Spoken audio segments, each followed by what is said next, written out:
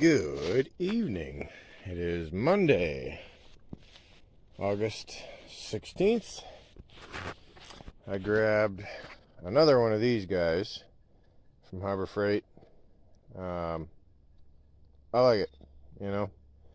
It's good to see real solar panels on a shelf in a store for not ridiculous. You know, Coleman has had some panels on shelves here and there. Menards carried them. You know, there might be a few that still do. And Fleet Farm, a couple other places I saw them, and those are just SunForce panels that have been re-stickered Coleman, and geez, do they want a lot of money for them. They're, you know, for a 100-watt polycrystalline panel, they're asking, geez, I want to say over $200. I paid a nice chunk for, I want to say I paid $169 for a 50-watt panel off the shelf just because I needed it. I needed it, and I was in a hurry. I didn't want to wait for Amazon or wherever the hell you get your panels. But yeah, Harbor Freight. These guys, they're not exactly what's on the picture here. What's on the picture is an authentic monocrystalline, you know, with the waffle-shaped cells split in half and running the series parallel. These are smaller cells. They're not blue, and they don't have the, you know, the it's hard to explain, the kind of cracked texture that, you know, if you've ever looked close at a polycrystalline panel. I think it is a true mono. It's not a traditional mono. It's not like one I've personally purchased, but I've seen monos listed like these. You know, the way these cells are shaped. But we can climb up there and take a closer look real quick. Apologize, a mess. I just moved. Well, whatever. This whole project here has been a long time coming, and kind of a long time in between steps because it's been a busy summer. My old camper used to be there, kind of in that brown spot. Moved that out of here, brought it home. I'm going to work on that. That's going to be my hunting camp and, you know, traveling camper. This camper is going to serve as my cabin till I build one, you know. But it's a nice camper. It gives me a little bit of time. We're not in a rush. I'm happy about that. I'm not in a rush. This one's really nice. It's got enough room to fit my family comfortably. I'm not worried about, you know, inclement weather or anything like that. But anyways, yeah, I wired up one last Friday. And the lights are all off in here, so we might not be able to see much here. Let's plug in this meter. Apologize for the goofy view. I don't have a head camera or anything like that. Alright, what are we sitting at? 12.2. That's cool. These batteries are from old banks of mine, my home system that I saved, rehabbed with the wind turbine, brought back to decent condition, and I tied them into the camper system. There's the tongue is out that way. There's a tongue battery out there, and that thing must have been just dead as a doornail, just completely dead grounded, because I added these. I added a 100-watt solar panel, the first one. This that box is from the second one that I just bought today, and then I was using that charge controller just in a pinch last Friday, so just a couple days ago.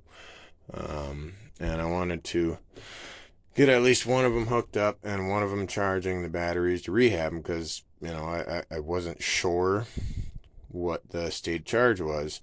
Well, I hooked up a meter, and geez, I'm down to like 9.1 volts, which is bad shape. So hopefully I didn't do any permanent damage to these, and if I did, hopefully it was minimal, and hopefully I'll be able to bring them back again. So I've got the house system. The camper is completely disconnected. The only thing connected is the charge controller, and the charge controller to the solar panels right now. I just added in the second panel. It's a 12 volt system. See, batteries are in a parallel. Yeah, it's like 6 o'clock here, and the trees just hit, or the sun just hit the tree line. There's still 13 volts coming in from the panels, 0.1 amp. So I apologize. Right now, I cannot give you a max power output read, but I will wait, or maybe I won't. Maybe I'll just give you a quick update now, and when I'm here in the middle of the day, when we can see max power, and see if these things are actually 100 watt panels. I would like to see all of 200 watts coming in. I wired the panels in a series, so there's 24 volts coming into the charge controller. This is an Appever 30 amp MPPT solar charge controller, and this will accept up to 100 volts DC input, and then it can tie to either a 12 or a 24 volt bank, and it'll take that extra voltage, turn that into amperage, unlike PWM or just standard charge controllers. Don't waste your money on them. If they happen to come free in a kit, great, but don't pay extra for a kit if it comes for that. This guy was $100, $110 on Amazon. It landed on my porch in 2 days. If you're gonna do solar, don't waste your money on that crap.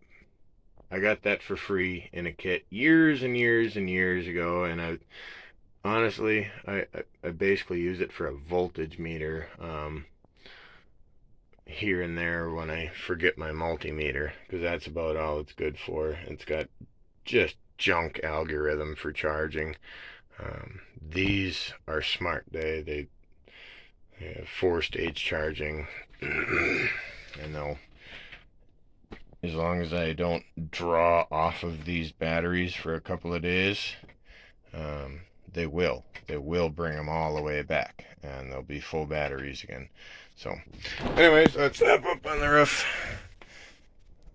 get a closer look. Nice seeing how it is hooked up. And I'm just in a terrible spot for solar. But I'm in a beautiful spot for a cabin, so I'll make the best of it. We don't plan on using big power here. Camper has a 12 volt or propane hybrid refrigerator, so I might run that when we're here. And then I'm going to hook up a 1,000 watt Peer Sign inverter. So yeah, it's definitely a true monocrystalline.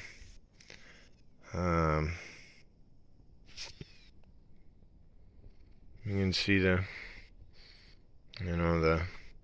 series parallel in there. They just use smaller cells. These little guys have, I don't know if you can see that, maybe, well, probably not. These have a tiny bit of blue in them, but they don't have that crushed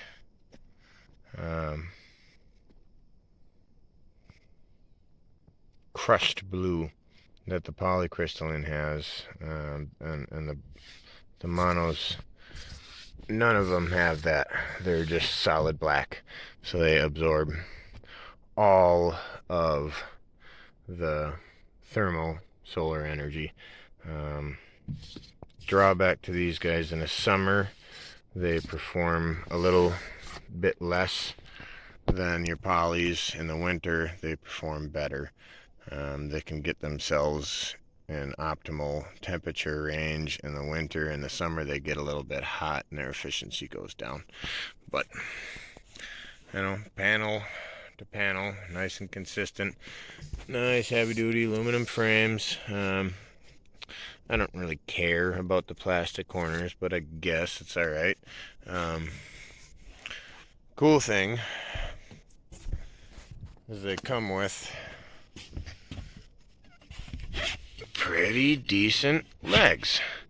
This is metal steel bracket here, riveted into the aluminum, and then with aluminum legs and plastic feet.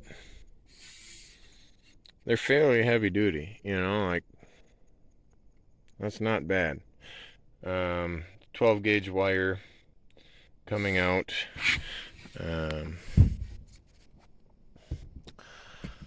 Panels are not going to stay in this orientation. I get most total light over here. The morning sun kind of creeps up on this corner, and then as it passes by, about 2 o'clock, I get a shadow for the whole hour from 2 to 3, and then for the rest of the day, you can see the sun is setting kind of right in that little pocket there. I'll get light all the way till, I don't know, it's got to be creeping up on 7 o'clock. So from 9 to 2, and then 3 to 7, I got pretty good sun. So I'm going to bring these to this edge and straighten them out, square them out right on this edge, and I'm going to lay a 2x6 on end. Maybe I'll stand up that antenna. I don't know if we're even going to use the TV here. Maybe this just might disappear because it's kind of in my way. We don't do a lot of TV. This is so minimal to me. I don't know. Maybe we'll stand it up. I don't know.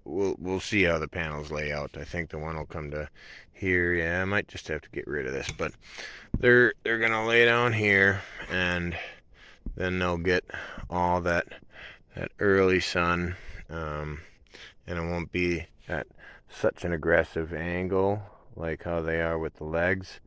Then year round they'll get any light that is sneaking through. It's almost mostly evening light, unfortunately.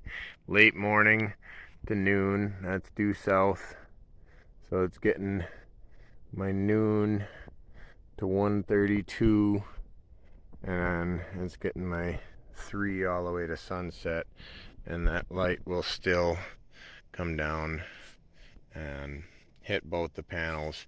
And benefit to, I've mentioned this a few times, but anybody looking at Harbor Freight panel reviews probably don't know the benefits of MPPT charge controllers. This especially if you have a 12 volt system. One panel, one 12 volt panel, a single, just pretend that one's not there, that needs fairly direct light to make 12 volts and then some wattage, you know. And the panel itself needs to get above battery voltage to push power in, you know. Voltage by definition is electrical pressure. So this needs to get above battery volts. If your battery is sitting at 12.3 volts, this panel in morning light isn't going to do a damn thing until it gets to 12.4, 12.5, and then it can start to push amps into your batteries. Volts don't go into the batteries, amps go into the batteries, and they create pressure that can come back to a different load, and so on. But if you think about voltage and amperage, kind of like an air compressor, you got a air compressor with a tank here. The pressure, the PSI, you know, you got 125 PSI. Well, that's your pressure. That's what's pushing the air out through the hose. Your amps is the actual air, the volume of air going through the hose. So going back to 2 panels and wiring them into series, now they're creating 24 volts. In full sun, in indirect light, the combination of the panels wired in a series can get above battery voltage with almost no light, you know. They're not even, they're looking at the trees, and we were just inside the cabin looking at it. You know, yeah, it's only 0.1 amps going in, but if I had these wired in parallel pointing this way, there would be 9 volts or 7 volts being generated by the panels, which would do absolutely nothing for the batteries. Yeah, 0.1 amps is basically nothing, but sun is halfway down that tree, and there's still technically power coming into my batteries just from ambient glow. So the very minute there is ambient glow in the sky, these panels are making power. Because of the way they're hooked up, because of that intelligent controller, they're making power all day long. If there's any light in the sky, if it's cloudy, if there's snow on top of them. It's the other fantastic thing about monos is they generate heat. If you spray these with Rain-X for the winter, give them a real good polish, real good coat of Line-X, and polish the crap out of it. The heat that they generate on their own, snow that lands on them, they'll begin to melt and whoosh, slide right off, and they'll clean themselves off. I'll come back in the spring and my batteries will be in perfect condition. So that's that. So these guys are gonna move over there. I'm not going to use the factory legs. If I was doing it underground or something like that, that'd be really cool. I do appreciate that I have that option. I can change the setup and use those, but laying down, they'll get more total light and all of the ambient light on overcast days when they're pointing straight up and it's just the clouds glowing, you know, from the sun, you know, over there, but that cloud, the whole sky is glowing from that. They'll actually make quite a bit of power just facing almost straight up. So that's where they're gonna go.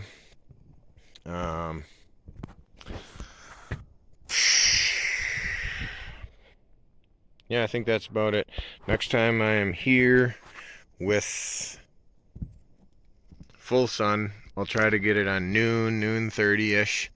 That's the hottest time of the day when these are just blazing, getting full nuts. We'll get an accurate output breed of the new Harbor Freight monocrystalline panels, because there's a couple guys on YouTube that got videos and none of them have accurate power output breeds, so I'll do it for you. All right, thanks for watching. God bless you.